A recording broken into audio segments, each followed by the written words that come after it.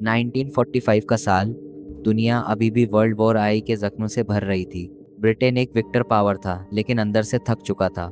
Economy collapse के करीब थी और ब्रिटिश एम्पायर अपनी कॉलोनियों को कंट्रोल करने की ताकत खो रहा था। इंडिया, जो ब्रिटिश राज का ज्वेल इन द क्राउन था, अब आज़ादी के लिए पूरी तरह से तैयार था। कांग्रेस और मुस्लिम लीग दोनों अपनी अपनी डिमांड्स लेकर खड़े थे।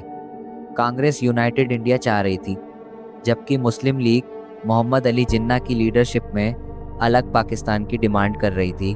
1942 का क्विट इंडिया मूवमेंट ने ब्रिटिश को समझा दिया था कि अब इन्हें ज़्यादा दिन कंट्रोल में रखना मुश्किल होगा।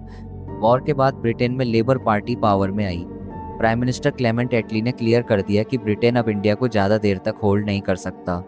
1946 में कैबिनेट मिशन आया, जिसका मकसद था पावर ट्रांसफ़र का फ्रेमवर्क बनाना। मिशन ने एक फेडरल स्ट्रक्चर प्रपोज किया जिसमें प्रोविंसेस को ऑटोनॉमी मिले, लेकिन मुस्लिम लीग ने पार्टीशन की डिमांड छोड़ने से मना कर दिया। इस पॉलिटिकल डेडलॉक के बीच कम्युनल राइट्स शुरू हुए। 1946 का डायरेक्ट एक्शन डे बंगाल में एक खूनी चैप्टर था, जिसमें हिंदू मुस्लिम क्लैश में हज़ारों लोग मारे गए। ब्रिटिश एडमिनिस्ट्रेशन फेल हो रहा था और हर दिन लॉ एंड ऑर्डर गिरता जा रहा था। फरवरी 1947 में ब्रिटेन ने अनाउंस किया कि जून 1948 तक इंडिया को इंडिपेंडेंस मिल जाएगी। लॉर्ड माउंटबेटन को वायसराय बनाकर भेजा गया, जिसका काम था smooth transfer of power. Mountbatten ने सिचुएशन असेस की और महसूस किया कि कम्युनल टेंशन डेंजरसली हाई है। उसने डेट को एडवांस करने का डिसाइड किया। इंडिपेंडेंस अब अगस्त 1947 में दी जाएगी। पार्टीशन का फैसला हो चुका था। पंजाब और बंगाल का डिवीज़न होने वाला था।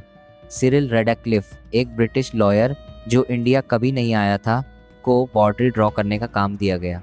सिर्फ 5 हफ्तों में उन्होंने वो लाइन खींच दी जो 2 मुल्कों की तकदीर तय करेगी। माउंटबेटन प्लान के तहत 15 अगस्त 1947 को इंडिया और पाकिस्तान अलग होने वाले थे, लेकिन इंडिपेंडेंस की खुशी के साथ एक सबसे बड़ी ह्यूमन ट्रेजेडी आई। पार्टीशन के वक्त 1.4 करोड़ लोगों ने बॉर्डर क्रॉस किया। हिस्ट्री का सबसे बड़ा मास माइग्रेशन। ट्रेनें भरी हुई थी रिफ्यूजीज से, लेकिन कई ट्रेनें अपने डेस्टिनेशन पर सिर्फ लाशों के साथ पहुंची। पंजाब में कम्युनल वायलेंस अपने पीक पर था।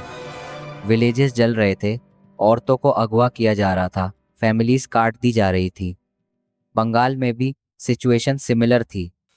ब्रिटिश फोर्सेस ज़्यादातर न्यूट्रल रहीं, उन्होंने मेजर इंटरवेंशन नहीं किया।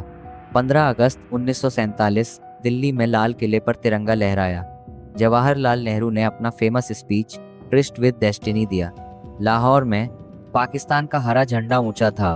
मोहम्मद अली जिन्ना ने पाकिस्तान के पहले गवर्नर जनरल बनकर स्पीच दी। You are free to go to your temples, you are free to go to your mosques. आज़ादी आ गई थी, लेकिन खरून का दरिया छोड़कर। अनुमान के मुताबिक 10 लाख से ज़्यादा लोग पार्टीशन वायलेंस में मारे गए। करोड़ों अपना घर, ज़मीन और ज़िंदगी छोड़कर निकल गए। ब्रिटिश राज ऑफिशियली ख़त्म हो गया।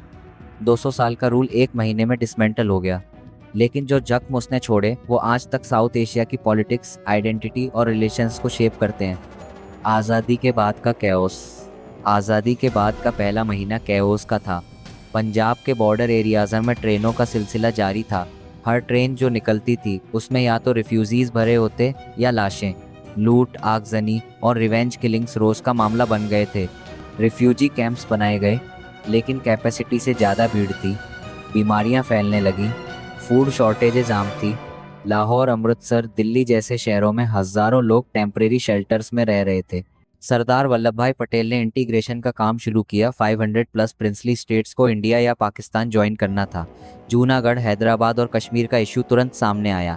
कश्मीर, जहां हिंदू रूलर और मुस्लिम मेजॉरिटी थी, एक आने वाले बड़े कॉन्फ्लिक्ट का बीच था। पाकिस्तान में लियाकत अली खान ने नए सरकारी स्ट्रक्चर की फाउंडेशन रखी, लेकिन नए मुल्क के पास ऑफिसेस, ट्रेनड ब्यूरोक्रेसी और प्रॉपर इंफ्रास्ट्रक्चर की कमी थी। फाइनेंस और डिफेंस डिपार्टमेंट्स के एसेट्स डिवाइड करने में भी टेंशन्स बढ़ रही थी। ब्रिटिश ऑफिसर्स अब भी दोनों आर्मी में की रोल्स में थे। पार्टीशन के बाद भी माउंटबेटन इंडिया का गवर्नर जनरल बना, जबकि पाकिस्तान ने जिन्ना को ये पोजीशन दी।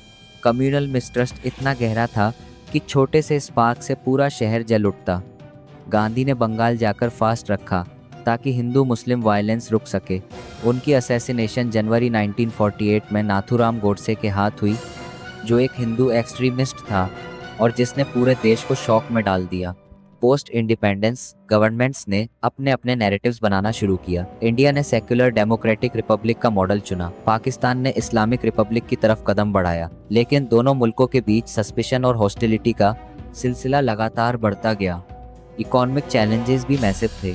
पार्टीशन ने ट्रेड रूट्स तोड़ दिए, इंडस्ट्रीज डिवाइड हो गईं और एग्रीकल्चरल प्रोडक्शन डिसरप्ट हुआ। मिलियंस को नई जगह पर नई जिंदगी बसानी पड़ी।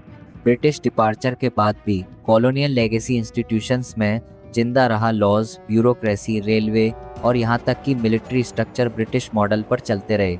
ये था ब्रिटिश राज के आखिरी दिनों और उसके तुरंत बाद का डिटेल्ड कैनवस, एक वक्त जब एक सब कॉन्टिनेंट को आज़ादी मिली, लेकिन उसका दाम लाखों जिंदगियां देकर चुकाना पड़ा।